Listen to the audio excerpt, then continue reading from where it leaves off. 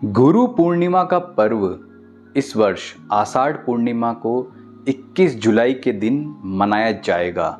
इस वीडियो में जानते हैं यह पर्व आपके लिए कितना महत्वपूर्ण है और आपको इन जानकारियों का जो आपके लिए महत्व है आपके जीवन में कितना है, जानने के लिए पूरा वीडियो देखें।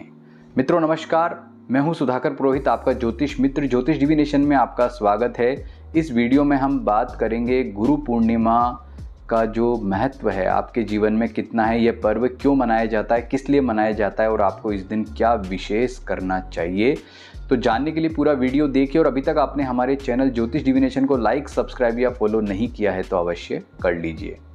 मित्रों, गुरु पूर्णिमा का जो महोत्सव है या गुरु पूर्णिमा का जो महत्व है वह प्राचीन काल से जो सनातन संस्कृति हमारी जो कल्चर है उसमें चला आ रहा है। गुरु पूर्णिमा का जो उत्सव है यह हमारे जो आध्यात्मिक गुरु हैं, जो हमें हमारे ये जो मानव जीवन मिला है, इसे किस प्रकार से इस जीवन का उद्धार करके या तो अगले जन्म को श्रेष्ठ बनाना है या मुक्ति के मार्ग की ओर प्रशस्त करना है, या जो हमने मानव जीवन लिया है इसके उद्देश्य की पूर्ति करनी है, तो इसके लिए प्रत्येक व्यक्ति को, चाहे वह कोई भी हो, एक गुरु की आवश्यकता होती है। और ये जो गुरु जो हमें अपना ज्ञान प्रदान करते हैं, जो हमें अज्ञानता से ज्ञान की ओर ले जाते हैं, जो अंधकार से प्रकाश की ओर ले जाते हैं, यह दिन उनके पूजन का, उनके आशीर्वाद लेने का होता है। मान लीजिए कि कोई गुरु आपके इस लौकिक संसार में विद्यमान हैं, तो इस दिन उनके समीप जा कर के उनके अंगुष्ठ का पूजन, उनका जो दायां पैर होता है उसके अंगुष्ठ का पूजन, अंगूठे का पूजन करके उनका आशीर्वाद ग्रहण किया जाता है। यह पूजन बिल्कुल ऐसे ही करते हैं जैसे किसी देवी देवता का पूजन किया जाता है।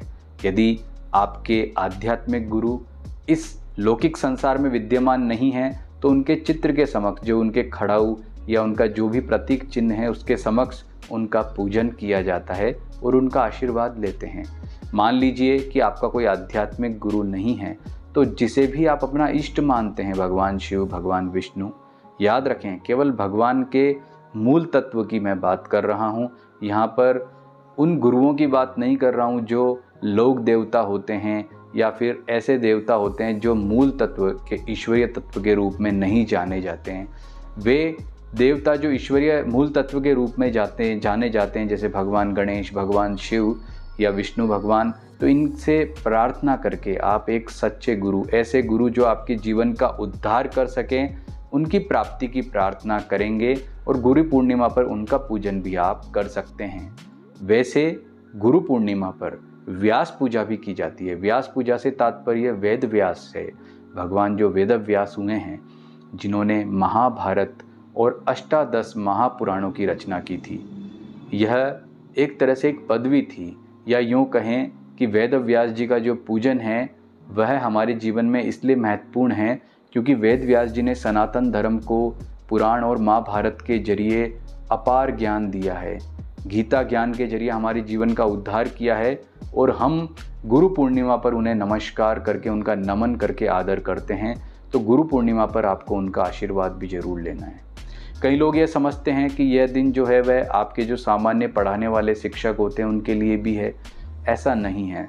यह जो दिन है ये केवल आपके उन आध्यात्मिक गुरुओं के लिए है। वे सांसारिक गुरु जो आपको सामान्य एजुकेशन देते हैं उनके लिए नहीं है। और इस दिन कोई भी आपका जो आध्यात्मिक गुरु अगर आपने बनाया हुआ है तो उनका जो मंत्र जप, जो भी उन्होंने आपको गुरु मंत्र दिया है, उसका अधिकाधिक संख्या में जप करना भी आवश्यक है। केवल गुरु पूजन से महत्व नहीं है, वरन उनकी जो शिक्षा है, उनके जो आदर्श हैं, वे भी आपको, जो आपका ये आज का पर्व है गुरु पूर्णिमा, इस दिन अपनाने का संकल्प लेना चाहिए। तो इससे निश्चित ही आपके जीवन में आपका उद्धार होगा। वैसे इस दिन भारत के विभिन्न स्थानों में वायु परीक्षण भी किया जाता है, लेकिन इस वर्ष पूर्णिमा पिछले दिन 6 बजे ही प्रारंभ हो रही है, इसलिए वायु परीक्षण का तात्पर्य होता है कि जिस शहर में इस दिन ऊंची इमारत पर जाकर ये देखते हैं कि सूर्यास्त के समय किधर की हवा चल रही है, मतलब कहाँ से हवा किस तरफ जा रही है, उसके आधार पर आने वाले वर्षा ऋतु में किस प्रकार की बारिश होगी, इसकी जो भविष्यवाणी की जाती है वह भी आषाढ़ी पूर्णिमा के दिन करते हैं। तो यह इस बार जो है वह 21 जुलाई के दिन ना होकर 20 जुलाई को होगा, क्योंकि 21 जुलाई के दिन जो पूर्णिमा है वह लगभग 4 बज के कुछ पौने 5 बजे के आसपास समाप्त हो जाएगी। इसलिए सूर्यास्त के समय चूँकि पिछले दिन ये पूर्णिमा रहेगी, इसलिए वायु परीक्षण जो है वह 20 जुलाई को सायंकाल किया जाएगा। तो इसकी जानकारी भी आपके लिए आवश्यक है। इसके अतिरिक्त जो यह दिन है, इसके अगले दिन से भगवान भोलेनाथ को प्रिय श्रावण मास का शुभारंभ भी होने वाला है। महाराष्ट्र और गुजरात के अतिरिक्त भारत में जो श्रावण माह है वह आषाढ़ पूर्णिमा के अगले दिन से प्रारंभ हो जाता है। तो वहीं महाराष्ट्र और गुजरात में उसके 15 दिन के बाद श्रावण माह प्रारंभ होता है और यह भगवान शिव की कृपा प्राप्ति और अपने जीवन के कष्ट को समाप्त करने के लिए सबसे श्रेष्ठतम दिवस हैं, जिनमें भगवान भोलेनाथ की पूजा से आपको जीवन में समृद्धि मिलती है। तो गुरु पूर्णिमा पर जो आपको यहाँ बताया है वे उन्हें उन सिद्धांतों को, नियमों को आप अपनाएं, तो इससे आपको बहुत ही लाभ होगा।